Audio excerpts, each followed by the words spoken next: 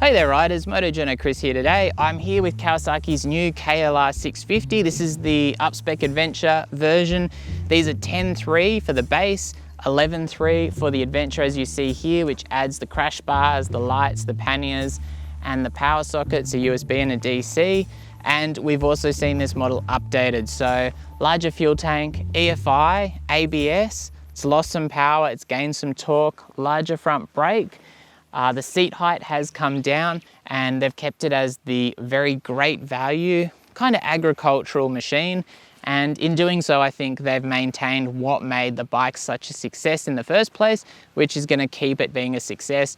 Keeping in mind that, of course, there's a lot of different riders out there and there's a lot of different markets. And I think in some markets where a more basic bike is going to be popular, this will certainly fit the bill. But obviously, if you're expecting 150 kilos and crazy power and stuff like that, you're going to be disappointed, so look elsewhere. So let's go front to back. 21-inch front wheel. It's got this nice high guard, which I really like to see. It actually makes the bike look like a proper adventure bike. It's got an adjustable 2-position screen. You do need an Allen key to move it, but it's a 1 or 2 minute job.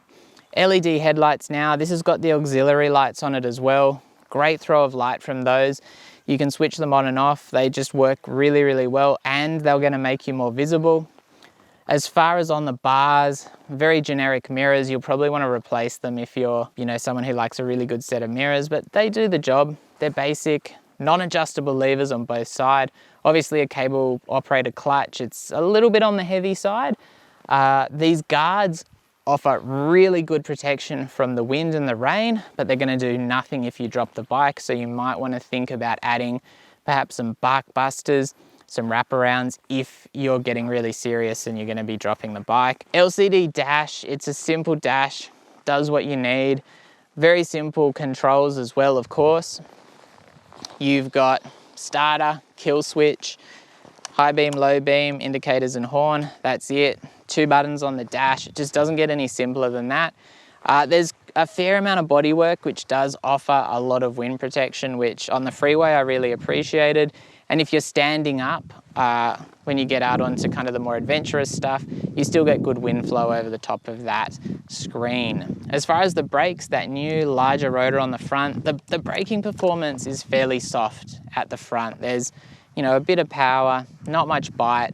There's a lot more power and a lot more bite on that rear brake, and combined there's a good amount of performance from the braking system, obviously backed up by ABS now because they have to be fitted with ABS, I believe here, Europe, most places, not America. Apart from that, it's a well set up system. That power plant, that 652cc single, it is liquid cooled. It is super agricultural. When you start it up, it's a thumper. It is what it is. Also, it does seem to hunt a little bit. Once you're moving, you don't notice it at all. And I will say that, it's dropped power but gained torque. To me, I don't remember it having quite the same. It's almost like it bogs down a little bit in the mid-range if you're really having a go and taking off and having a fang. However, once it gets up into the top of the rev range, that goes away. It's got a nice top end. It's quite strong in the top end, so you probably want to just rev the bike a little bit harder. I haven't spent that much time on them in the past, so maybe that's just a characteristic of this bike, but certainly keeping it right up in the rev range was more rewarding than trying to really smash it through the mid-range. In first gear, that first gear is nice. It's tall enough not to feel like you're having to immediately jump through the gears.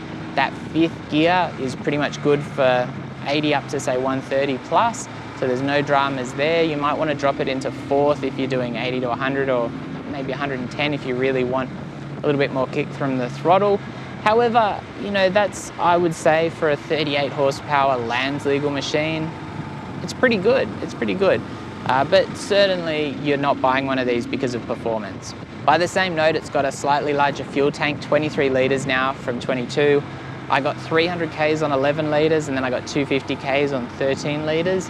The worst mileage was a higher average speed on the freeway, which might have had a bit of an impact there. So that is worth noting. And the bike itself is 222 kilos in this adventure form, which adds the crash bars and everything that I've already mentioned. However, the standard is 210, so it is a heavy machine. It's a heavy bike. When you're riding it, you don't notice the weight at all. However, when you're pushing the bike around or you get somewhere awkward where you've got to get it over, you know, a steep bump or something like that, or if you're doing some more serious adventure riding, I can see it being the case as well, you do notice that weight, and that is going to be a consideration. They've dropped the seat height down to 870 mils, I think almost 20 mils down from the previous model. That's going to make it an easier bike to jump onto for most riders, particularly shorter riders, but it is still a taller machine. There's not a huge reach to the pegs. The bars, to me, I'm 180 centimeters, 32-inch inseam. They fall to hand nicely, and it's a fairly relaxed and very upright seating position.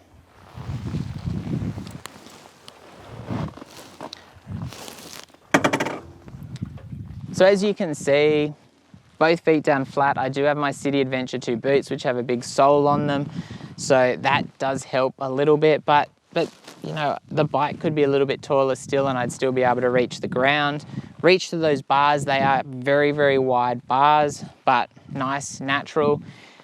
The reach to the pegs as well in the actual seating position on the bike is a little bit less stretched out than I expected, but I'm coming from a WI250R, which has a much taller seat height. So I think that's kind of what's catching me out there. And as far as the seat, it's, you know, good for say 40 minutes, 45 minutes, and then it starts to, I find the foam is soft enough that I sink into it and I lose the blood flow into my behind, and as a result it gets sore. If you're standing up on the bike a little bit here and there, probably won't be a problem. But if you're sitting on the freeway and you're just, you know, sitting there going along, you will notice that the seat is not the most comfortable. However, it's a lower seat height, it's quite wide at the back, it's narrow at the front. They've done everything that they really can do, so I think they've done a good job there overall. We've got rubber clad pegs as well, so that's nice to see. There's some small vibrations from the bars. However, if you're really having an issue with them, it is probably because you're holding the bars too tightly. As long as you're a little bit more relaxed, I had no issues. The only time I really had an issue was there was some really strong winds and the bike was getting blown around and I was really having to fight to keep in my lane. And when I was holding on quite heavily to those bars, I was noticing that the vibrations were getting passed up through my hands. But once I was back out of the really bad wind conditions and just riding normally, not a drama. I think because hopefully you'll be able to see this, but if I stand up on the bike, it's still well proportioned. If I've got to move my legs back to grasp onto the seat with my knees, otherwise I'm ending up grasping the tank, which is a lot harder.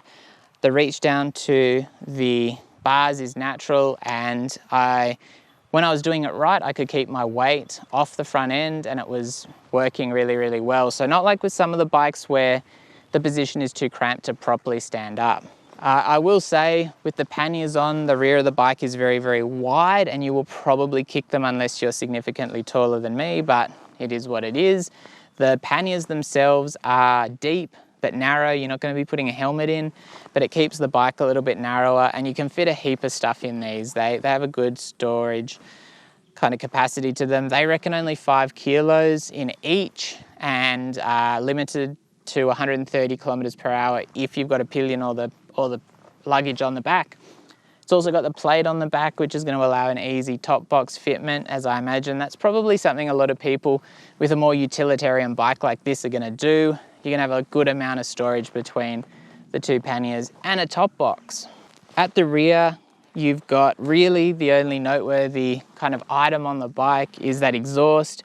The muffler section is like here, and then there's a much bigger collector. The exhaust on this bike is strangling it. There is no doubt about it, obviously for Euro 5. I would be very interested to see whether you could put a better exhaust on this particular machine and get some of that mid-range power back.